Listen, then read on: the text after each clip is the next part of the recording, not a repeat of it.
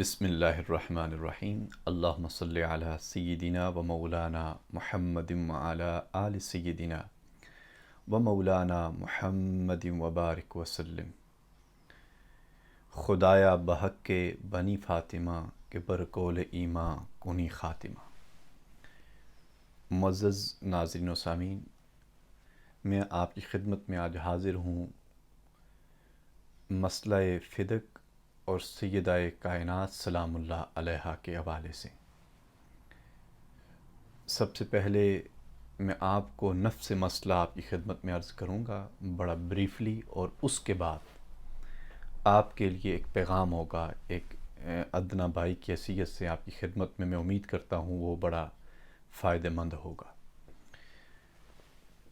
یہ جاننے کے لیے کہ مسئلہ فدق ہے کیا، میں آپ کو بتاتا چلوں کہ تاجدار کائنات صلی اللہ علیہ وسلم کی ذات اقدس کے دور میں، زمانہ میں، ریاست مدینہ کے مالی وسائل کا جو ذریعہ تھا وہ 3 بڑے وسائل تھے۔ ان میں ایک صدقات واجبہ جسے کہتے ہیں، جیسے زکوٰۃ وغیرہ، اور اس کا ذکر اللہ تعالیٰ نے قرآن مجید میں سورہ توبہ کی آیت نمبر 60 کے اندر انما الصدقات الی آخر الآیہ میں بڑی وضاحت کے ساتھ مصارف کا ذکر کرتے ہوئے بیان فرما دیا۔ دوسرا جو ہے وہ ذریعہ تھا مال غنیمت، جو جنگ کے بدلے میں، جنگ کے بعد یعنی جو علاقے فتح ہو جاتے اور اس سے جو مال و متاع حاصل ہوتا، وہ بھی ایک اس کا وسیلہ اور ذریعہ تھا۔ اس کا ذکر اللہ تعالیٰ نے بڑی واضح اور شرح و بسط کے ساتھ سورہ انفال کی آیت نمبر 41 میں کیا، وَعَلَمُوا جہاں سے 10واں سپارہ شروع ہوتا ہے الی آخر الآیہ، اور اس میں بھی اس کے مصارف گنا دیے گئے اور بتا دیا گیا۔ اور تیسرا ذریعہ جو تھا وہ مال فے تھا۔ مال فے وہ مال ہوتا ہے جو بغیر جنگ کے ہاتھ میں اور قبضے میں آ جائے۔ اس کا ذکر اللہ تعالیٰ نے سورہ حشر کے اندر آیت نمبر 6 سے 10 تک بڑی ڈیٹیل کے ساتھ اور بڑے خوبصورت انداز میں اس کا بیان فرمایا۔ اس طرح اسلامی ریاست کے جو مالی وسائل تھے جو بڑے لحاظ سے وہ 3 تھے۔ ایک صدقات واجبہ جو میں نے آپ کو ذکر کیا جیسے زکوٰۃ کی صورت، دوسرا مال غنیمت جو جنگ کے بعد مال حاصل ہوتا تھا، فتح ہونے کے بعد جو مفتوحہ علاقوں سے مال و متاع ملتی تھی، اس کے بنیادی طور پر 5 مصارف رکھے گئے جن تک وہ مال جانا تھا۔ اس کے 4 حصے تو اسٹیٹ اوے فوجیوں کو مل جاتے تھے جو فرنٹ لائن پر ہو کر فائٹ کرتے تھے اسلام کی سربلندی کے لیے، جہاد کے اندر خود شامل ہوتے تھے، وہ ان فوجیوں کا، سولجر کا حصہ ہوتا تھا، یعنی 4 حصے۔ ایک حصہ جو خمس ہوتا تھا فَلِلَّهِ وَلِلرَّسُولِ، جس کا ذکر کیا گیا خمس کے حوالے سے، اس میں آگے مزید 5 حصے شامل ہوتے تھے، یعنی اللہ اس کے رسول صلی اللہ علیہ وسلم، آپ کی قرابت دار، اور اسی طرح پھر یتیم، مسکین اور مسافر لوگ۔ یہ اس 5ویں حصے میں یہ 5 مزید حصے کیے جاتے تھے۔ اب جو مال فے ہے وہ جو ہوتا تھا وہ بغیر جنگ کے ہاتھ میں آ جاتا تھا، اور اس کے جو مصارف ہوں تقریباً وہ بھی 8 بنتے ہیں، اور اس میں اسی طرح اللہ اور اس کے رسول اور پھر قرابت داروں، یتیموں، مسکینوں، مسافروں، مطلب اس طرح کا ذکر کرتے ہوئے بڑی ایک ڈیٹیل ہے، اس کی وضاحت ہے بڑی واضح طور پر سورہ حشر کے اندر، جس میں پھر مہاجرین، انصار اور پھر اتباع تابعین تک یہ سلسلہ آگے چلتا ہے۔ یہاں پہ ایک بنیادی فرق آپ ذہن میں رکھیں، جو صدقات واجبہ یعنی زکوٰۃ کی صورت میں جو مال ملتا تھا اور جو اس کے مصارف قرآن نے ذکر کیے ہیں 8، وہ ان کو جب تقسیم کیے جاتے تھے تو جن کو دیا جاتا تھا وہ اس کو ملکیت دی جاتی تھی، وہ مالک بن جاتے تھے۔ بالکل بے عینی اسی طرح مال غنیمت، وہ جو مصارف قرآن نے ذکر کیے ہیں کہ کن کن لوگوں کو ملنا ہے، وہ 4 حصے جو فوجیوں کو اور ایک حصہ باقی 5 میں جو تقسیم ہوگا، وہ بھی جن کو دیا جاتا تھا اس کا ان کو مالک بنا دیا جاتا تھا، ان کو ملکیت دی جاتی تھی اور وہ اس کے وارث بن جاتے تھے، وہ انہی کی وراثت ہوتی تھی۔ مگر مال فے جو تھا وہ تھوڑا تھا ڈیفرنٹ، اس کا جو حکم ہے وہ مختلف ہے۔ مال فے میں یہ ہوتا ہے کہ جو پراپرٹی بغیر جنگ کے حاصل ہوتی ہے وہ پراپرٹی ایکچول وہ اسٹیٹ کی ڈکلیئر کر دی جاتی ہے، جس کا ذکر اللہ نے سورہ حشر کے اندر کیا۔ اس کے جو مصارف تو ہوتے ہیں، اب ظاہر بات ہے وہ جو حصہ ہے وہ وہاں سے جو بھی آمدن ہوگی، جو جائیداد ہوگی، جو غلہ ہوگا، اب وہ سارے کا سارا جو حصہ بغیر جنگ کے کسی نے سلنڈر کر دیا، ہتھیار ڈال دیا، ویسے اس کا حصہ بن گیا. اب یہ جو سلسلہ تھا بغیر جنگ کے جو مال ہاتھ آنے والا ہے، اس کو مال فے کہا گیا شریعت اسلامیہ میں. یہ ڈائریکٹلی کسی کی وراثت میں نہیں آتا، یہ ڈائریکٹ اس کا تعلق اسٹیٹ کے ساتھ چلا جاتا ہے، اور اسٹیٹ اس کی ذمہ دار ہوتی ہے. اس کا یعنی کوئی مالک نہیں ہوتا بلکہ گورنمنٹ اور ملک، تو یہ ملکی خزانے کا حصہ ہوتا ہے، کسی فرد واحد کا نہیں ہوتا. لہٰذا اب ملک کی اسٹیٹ کے لیے ہے کہ وہ جو اسٹیٹ ہے، جو گورنمنٹ ہے، جو ہیڈ آف دا اسٹیٹمنٹ ہے، یہ اب اس کے ذمہ ہوتا ہے کہ وہ یہ مال ذمہ داری اب کیونکہ اسٹیٹ کے پاس چلی گئی. اب وہ جو ہیڈ آف دا اسٹیٹ ہوگا وہ اس کو تقسیم کرے گا. اب کن لوگوں کو وہ مال دے گا، کون اس کے اقدار ہیں، اس کا ذکر اللہ تعالیٰ نے سورہ حشر کے اندر آیت نمبر 6 سے 10 تک بڑا واضح طور پہ بیان فرمایا کہ ان لوگوں کو اس میں سے یہ صرف کیا جائے گا، دیا جائے گا. اس کی آپ بس اتنا آپ ذہن میں رکھیں کہ مال فے جو ہوتا ہے وہ یعنی ملک کی اسٹیٹ کی ڈیولپمنٹ سے لے کر تمام تر ڈپارٹمنٹ میں اس میں بھی وہ استعمال ہوتا ہے. اور پھر اس کا حکم قرابت داروں کے لیے بھی تھا، اللہ اس کے رسول صلی اللہ علیہ وسلم کے لیے جیسے حکم آیا، پھر آقا علیہ السلام کی آل کے لیے اسی میں سے حکم آیا، پھر مہاجرین و انصار کے لیے، یتیم و مسکین و غریبوں کے لیے حکم آیا، پھر اتباع و تابعین کے لیے حکم آیا. تو یہ جو سارا تھا یہ ایکچول جن لوگوں کو دیا جاتا تھا اس سے جو آمدن ہوتی تھی وہ ان کو حصہ دے دیا جاتا تھا، مگر ایکچول وہ جو پراپرٹی تھی، وہ جو غلہ تھا، اس کی جو ملکیت تھی وہ ان کو نہیں دی جاتی تھی، وہ اسٹیٹ کے پاس رہتی تھی. لہٰذا ایک چیز ذہن نشین رہے کہ قرآن کے مطابق مال فے کا کوئی وارث نہیں ہوتا. مال فے جو ہوتا ہے وہ اسٹیٹ کی پراپرٹی ہوتی ہے. اب آپ آ جائیں آگے. اب جو مسئلہ فدق ہے یا مسئلہ بنو نذیر کا ہے، بنو عریبہ کا ہے، خیبر کے دیگر علاقہ جو اس وقت بغیر جنگ کے اسلامی اسٹیٹ کا حصہ بن گئے اور اس کے قبضے میں آ گئے. اصل جو مسئلہ فدق جس کو ذکر کیا جاتا ہے، یا باغ فدق ایک بنا کے زبردستی اس میں لایا جاتا ہے، گو کہ جو فدق ہے یہ ایک قصبہ ہے، اور اسی کے ساتھ بنو نذیر بھی آتے ہیں، بنو عریبہ بھی آتے ہیں. یہ بھی اسی وقت اس فتح کے دوران اس کے بعد بغیر جنگ کے کچھ حصہ جو تھا وہ ریاست مدینہ کا حصہ بن گیا، قبضے میں آ گیا، اور بغیر جنگ کے جو حصہ آیا وہ مال فے ڈکلیئر ہوا. اب یہ جو سارا تھا اس میں مال جو فدق کا قصبہ ہے وہ بھی ہے، بنو نذیر کا بھی حصہ ہے، اور خیبر کا دیگر جو علاقہ میں نے آپ کو ذکر کیا اور ریبہ وغیرہ، اب یہ سارے کے سارے مال فے میں آتے ہیں. آقا علیہ الصلوۃ والسلام کی حیات مقدسہ میں اس کی تقسیم جاری تھی. جس طرح اللہ اس کے رسول صلی اللہ علیہ وسلم کا حکم تھا اسی طرح سے صدقات کی، اسی طرح سے مال غنیمت کی اور مال فے کی تقسیم ہمیشہ جاری رہی. اب مال فے پھر میں ذکر کر رہا ہوں کہ یہ کسی کی ملکیت نہیں تھی، یہ کسی کی وراثت نہیں تھی، وہ مال فے تھا، وہ ملکیت اسٹیٹ کی تھی. لہٰذا اب آپ اگر یہ بات سمجھ گئے ہیں تو بڑی آسانی کے ساتھ اگلا مسئلہ جو میں آپ کی خدمت میں رکھنے جا رہا ہوں، یہ تمام سننے والے ناظرین کے لیے میں آپ کو ایک خلاصہ پیش کر رہا ہوں. اس پورے مسئلے کا ایک نفس مضمون آپ کی خدمت میں رکھ رہا ہوں تاکہ یہ ہماری سمجھ میں آ جائے اور ہمارے ایمان کی حفاظت ہو جائے. اور ہر عام اور خاص کے لیے میں ذکر کر رہا ہوں، یہ جو باتیں میں ذکر کر رہا ہوں یہ پوری قرآن اور سنت سے حاصلہ کل کتب حدیث اور کل اس مسئلے کا جو نچوڑ ہے وہ آپ کی خدمت میں ایک دیانتداری سے آپ کی خدمت میں رکھنے کی کوشش کر رہا ہوں. اب ہوا یوں کہ آقا علیہ الصلوۃ والسلام کا وصال مبارک ہوا، تو وصال مبارک کے بعد سیدنا صدیق اکبر رضی اللہ تعالیٰ عنہ امیر المؤمنین آپ خلیفہ ڈکلیئر ہوئے اور آپ خلیفہ منتخب ہوئے، آپ خلیفۃ المسلمین بن گئے. اب آقا علیہ السلام کے وصال کے بعد جب آپ خلیفہ بنے، اس وقت تک کیونکہ آقا علیہ الصلوۃ والسلام کے تصرف میں تھا جو مال فے میں نے بتایا آپ کو، وہ جو خیبر کے جتنے وہ حصے اس وقت آئے تھے، جو فدق کا قصبہ تھا، عریبہ کا تھا، نذیر کا قصبہ تھا، یہ سارے آقا علیہ السلام کے تصرف میں تھے، اور آقا علیہ السلام اللہ کے حکم کے مطابق اس کی تقسیم جاری رکھے ہوئے تھے.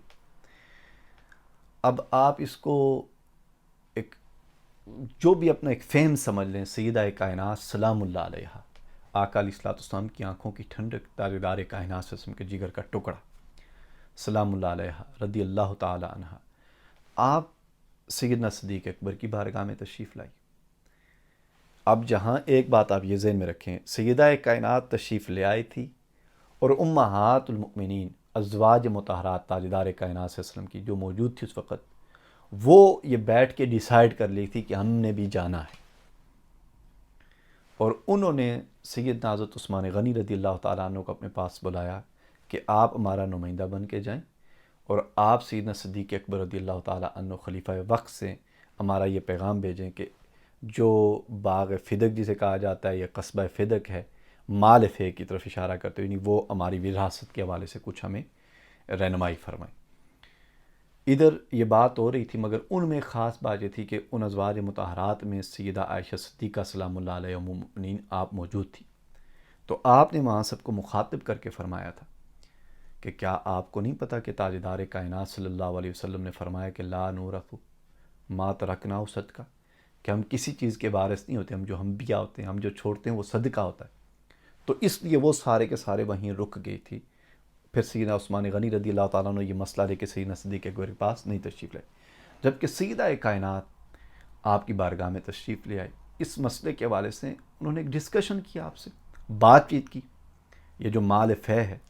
تو جب آپ نے مال فے کے متعلق بات کی تو سیدنا صدیق اکبر امیر المؤمنین خلیفۃ المسلمین، آپ نے اس وقت اپنی ذمہ داری کو نبھاتے ہوئے آپ کی خدمت میں، یعنی سیدہ کائنات سلام اللہ علیہ تاجدار کائنات صلی اللہ علیہ وسلم کی آنکھوں کی ٹھنڈک، آپ کے جگر کا ٹکڑا، آپ کی خدمت میں عرض کیا کہ آقا علیہ الصلوۃ والسلام کا فرمان عالی شان ہے لا نورث ما ترکناہ صدقہ، کہ آقا علیہ الصلوۃ والسلام کا یہ فرمان ہے کہ جو انبیاء ہوتے ہیں، یعنی ہم کسی چیز کے وارث اور میراث نہیں چھوڑتے اپنے پیچھے، ہماری کوئی میراث نہیں ہوتی، ہماری میراث جو ہوتی ہے وہ صدقہ ہے۔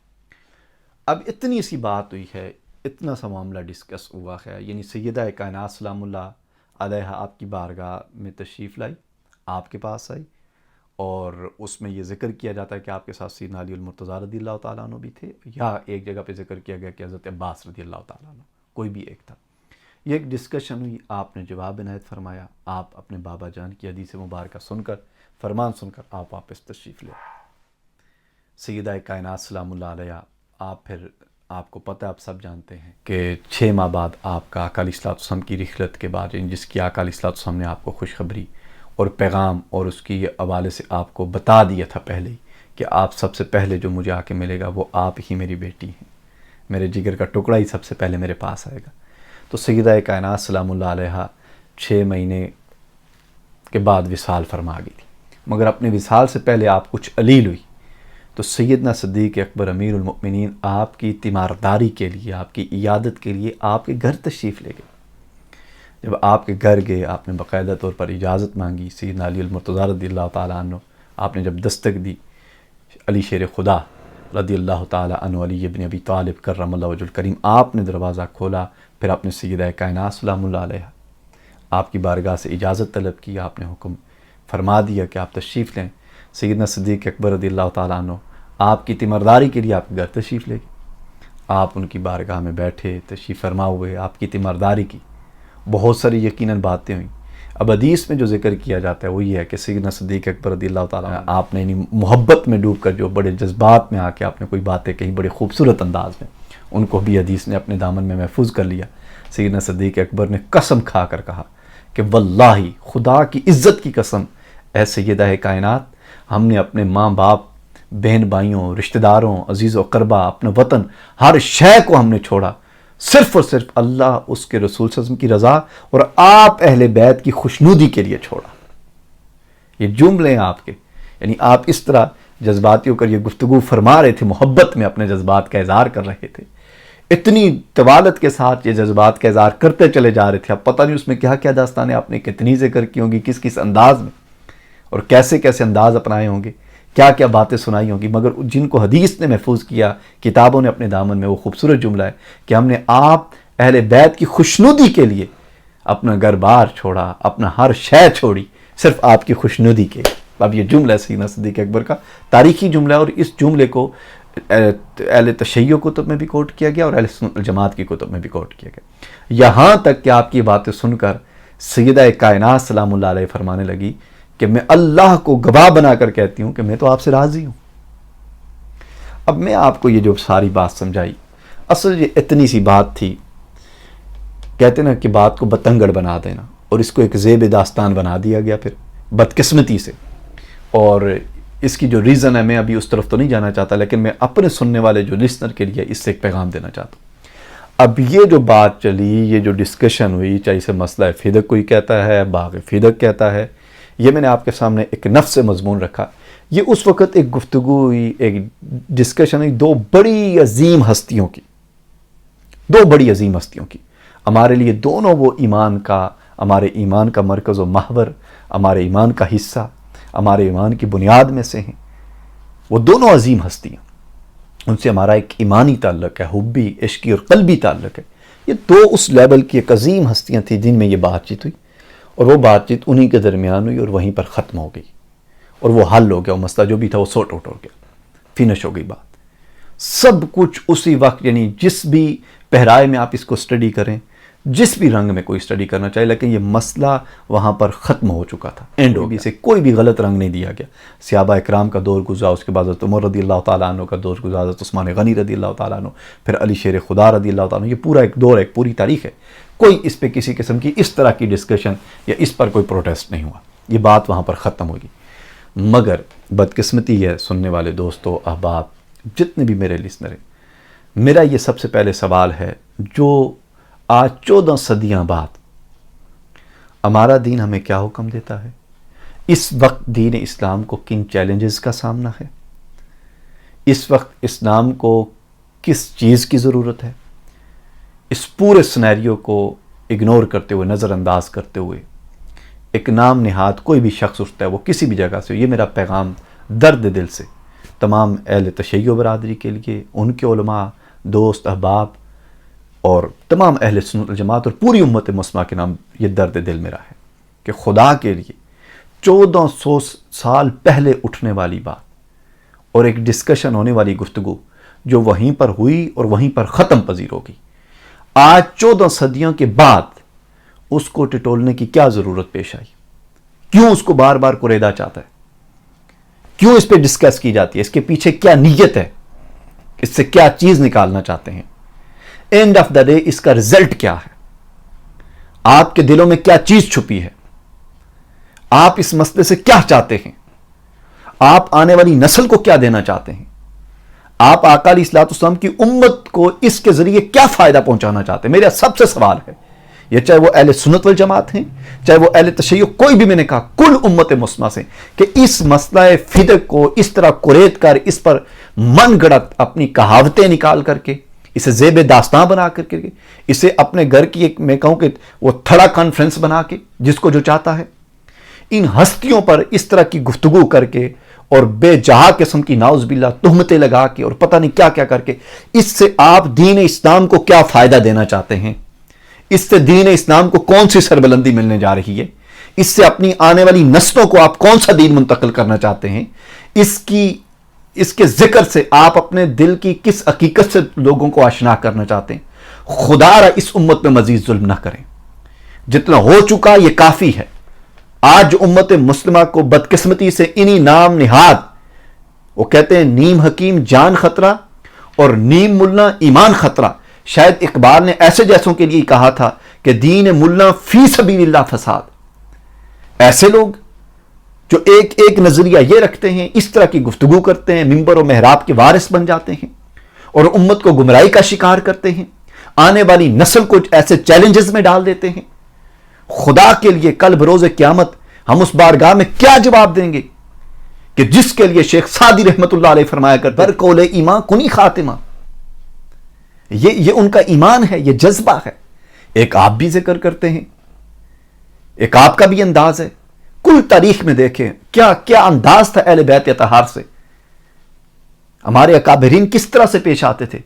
امام شافعی رضی اللہ تعالی عنہ، آپ کے یات مقدسہ کا انداز دیکھیں. وقت کے امام کس طرح سے آپ کی بارگاہ میں حاضر ہوتے تھے. شیخ سعدی رحمت اللہ علیہ کی میں نے آپ کو بات کی، خواجہ معین الدین چشتی رحمت اللہ تعالی علیہ. آپ ان ہستیوں کو پڑھیں کس انداز سے ان کی بارگاہوں میں پیش کیا جاتا تھا. اب مسئلہ تو میں نے بھی آپ کی خدمت میں عرض کیا. مجھے بتائیے میں نے اس میں کون سی ڈنڈی ماری ہے؟ میں نے بھی آپ کو وہی نفس مضمون آپ کی خدمت میں عرض کر دیا جس کو ایک عام اور میں سمجھتا ہوں ایک عالم بھی بڑی اچھی طرح سے سمجھ سکتا ہے اس مسئلے کو. میں نے بھی تو وہی چیز بیان کی ہے. اگر پہلی تو بات ہے کہ اس مسئلے کو ضرورت نہیں ہے چھیڑنے کی, ضرورت نہیں ہے اس پہ ڈسکس کرنے کی. مجھے بتائیے اس میں کون سی کوئی توحید کا ناؤز باللہ کوئی مسئلہ آ گیا کہ آپ کسی ناؤز باللہ الیاذ باللہ کہ اس کے ذریعے آپ کسی کو عقیدہ سمجھا رہے ہیں, اس مسئلے کو ذکر کر کے آپ کسی کو وضو کا طریقہ کوئی فقہ اصول بتا رہے ہیں, اس مسئلے کو آپ ذکر کر کے لوگوں کی کون سا ہمارا حکم کیا ہے, ہمارا قرآن ہمیں کیا کہتا ہے, ہماری ذمہ داری کیا ہے, تأمرون بالمعروف وتنہون عن المنکر. ہم بحیثیت امت تو ہمیں یہ ذمہ داری دے گی, اور ہم نے کون سے کام پکڑ لیے ہیں, ہم کس سمت پر چل پڑے ہیں, ہم نے کون سا راستہ اختیار کر دیا ہے. جب چاہتے ہیں ناؤز باللہ الیاذ باللہ ہم نے دین کو مذاق بنا لیا ہے. اس لیے دین کو مذاق بنایا ہے کہ ہمیں سونے کی چمچ کی طرح منہ میں مل گیا ہے. ہم نے آقا کے ساتھ جنگیں نہیں لڑی ہیں, ہم نے غار ثور میں حضور کے ساتھ ہم نے قیام نہیں کیا ہے, ہم غار ہرا میں جا کر قیام نہیں کرتے رہے, ہم نے آقا علیہ الصلوۃ والسلام کے ساتھ وادی طائف کے اندر اپنے جسم اقدس کو لہو لہان نہیں کیا ہے, ہم نے آقا علیہ الصلوۃ والسلام کے ساتھ جنگ احد میں اپنے دندان مبارک شہید نہیں کروائے ہیں. ہم نے یہ ٹھیکہ اٹھا رکھا ہے کہ ہم دین کا مذاق اڑائیں, ہم دین کے ساتھ غداری کریں, ہم اس طرح دین کو مسخرہ بنا لیں. یاد رکھ لیں دوستان محترم, کلکم رائن وکلکم مسئول عن رعایتی, ہر شخص اپنی ذمہ داری کا جواب دہ ہوگا.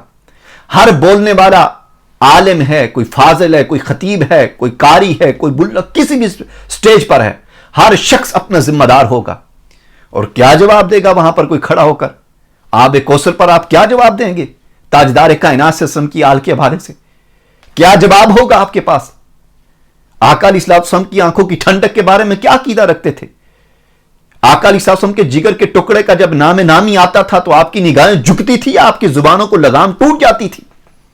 کس طرح کا آپ کا طریقہ کار تھا؟ انداز گفتگو کیا تھا؟ کیا ہمیں سکھایا جاتا ہے؟ خدا را دوستان محترم, وہ بڑے لوگ تھے, وہ بڑی ہستیاں تھیں, ان کو اللہ تعالیٰ نے اپنی حیات مقدسہ کے اندر جنت کے بشارتیں دے دی, جنت کی سرداریاں دے دی, جنت کی چابیاں دے دی. وہ تو ہر جگہ ہر لحاظ سے ہم سے بہت اعلیٰ اور عرفہ ہیں, وہ تو کامیاب ہو گئے. لہٰذا کہیں ایسا نہ ہو ہم ہمارے بات کرنے سے ہم ان کے ایمان کی کوئی گارنٹی تو انہیں دے نہیں سکتے, ہماری حیثیت کیا ہے, لیکن کہیں ایسا نہ ہو کہ کہیں ہم اپنا ایمان ضائع کر بیٹھے. لہٰذا خدا کے لیے میں ہاتھ جوڑ کر تمام اہل علم سے بھی گزارش کرتا ہوں, تمام سننے والے دوستان محترم سے گزارش کرتا ہوں, بالخصوص ایک عام جو میرے سننے والے میرے دوست بھائی ہیں, جو میری طرح ایک سادہ لو انسان ہیں, خدا کے لیے میں آپ دوستوں کی بارگاہ میں عرض کروں گا کہ کچھ جگہیں ہوتی ہیں جہاں پر علم کا رشتہ ہوتا ہے, کچھ جگہیں ہوتی ہیں جہاں فقط علم کا رشتہ ہوتا ہے, پھر وہاں پر علمی مذاکرہ بھی چلتا ہے, وہاں مناظرہ بھی چلتا ہے, وہاں مجادلہ بھی چلتا ہے, وہاں سب کچھ ہوتا ہے. مگر کچھ جگہیں ہوتی ہیں جہاں صرف دل کا, ادب کا, محبت کا اور عشق کا تعلق ہوتا ہے, وہاں علم کی بات نہیں چلتی. یہ ویسے میں سمجھانے کے لیے کر رہا ہوں, کسی بارگاہوں کے لیے علم تک جانے کے لیے پہلے ادب کے ترازو میں آپ کو تولا جاتا ہے. سو اہل بیت اطہار سلام اللہ علیہم اجمعین, بالخصوص جو ہستیاں ہیں آقا علیہ الصلوۃ والسلام کی آل اقدس, سب سے پہلا اگر دین کے رشتے میں حضور صلی اللہ علیہ وسلم کے بعد کوئی ادب کا رشتہ ہے, محبت کا, عشق کا, وارفتگی کا, تو اہل بیت اطہار ہیں. اپنا رشتہ اہل بیت اطہار سے جیسا رکھیں مگر ادب ٹوٹنے نہ پائے. سب سے پہلا رشتہ ادب کا رشتہ ہے اہل بیت اطہار سے, محبت کا رشتہ ہے, عشق کا رشتہ ہے, غلامی کا رشتہ ہے, یہ تعلق داری ہے. اس لیے شیخ سعدی رحمۃ اللہ علیہ نے عرض کی تھی کہ باری تعالیٰ تیری بارگاہ میں عرض کرتے ہوں کہ برقول ایمان کنی خاتمہ کی جو بات آپ نے کی اس پہ آپ ذکر کرتے ہوئے عرض کرتے کہ یا باری تعالیٰ سیدہ کائنات کے بچوں کا واسطہ کہ میرا خاتمہ ایمان پر فرمانا. تو میرا یہ پیغام ہے کہ آپ میں سے ہر ایک کا یہی جذبہ ہونا چاہیے جو شیخ سعدی رحمۃ اللہ تعالیٰ علیہ کا ہے, اور ہمارا یہ ایمان اور عقیدہ بھی ہے کہ ہمارے دونوں جہاں کی بخشش کی نجات اہل بیت اطہار کی بارگاہ میں ہے.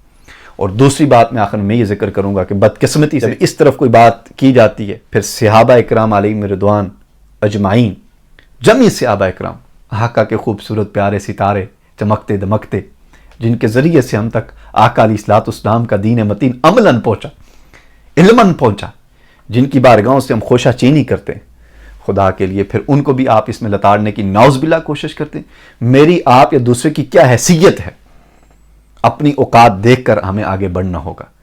بڑی بات ہے کہ اس وقت جو اسلام کو بڑے چیلنجز ہیں، خدا کے لیے بحیثیت امت میں عرض کرتا ہوں کہ اپنی توجہ ان پر مرکوز کریں، انٹرنل اور ایکسٹرنل پہ کسی کی نگاہ ہی نہیں، ہم تو انٹرنل خود آپس میں گتھم گتھ ہے۔ ہمارا حال تو یہ ہے، عالمی سطح پر اس وقت اسلام کو کیا چیلنجز ہیں اور اسلام کس طرف جا رہا ہے، اور جو اپنے آپ کو نام نہاد اپنے آپ کو علماء ڈکلیئر کر چکے وہ امت کو گمراہی کی طرف لے جائے جا رہے ہیں۔ اس وقت ضرورت ہے، سنجیدہ علماء سے میں گزارش کروں گا کہ وہ میدان عمل میں اتریں اور اپنی بہترین گفتگو اور بہترین علم کے ساتھ عقیدہ حق آنے والی نسل کو منتقل کریں، تاکہ آقا علیہ الصلوۃ والسلام کا جو فرمان عالی شان ہے اور قرآن کا جو حکم ہے بالخصوص تأمرون بالمعروف وتنہون عن المنکر کا فریضہ سر انجام دیتے ہوئے اس وقت ضرورت ہے کہ ہم دین اسلام کی عالمی سطح پر اپنی پذیرائی کے لیے اور غلبہ دین حق کی بحالی کے لیے خدمات سر انجام دیتے ہوئے اپنی اگلی نسلوں کو دیانتداری کے ساتھ اور پوری ذمہ داری کے ساتھ یہ عقیدہ حق منتقل کریں۔ دعا ہے کہ اللہ تعالیٰ ہمیں دین کو صحیح معنوں میں سمجھنے اور اپنی اگلی نسلوں کو منتقل کرنا نصیب فرمائے۔ وما علینا الا البلاغ۔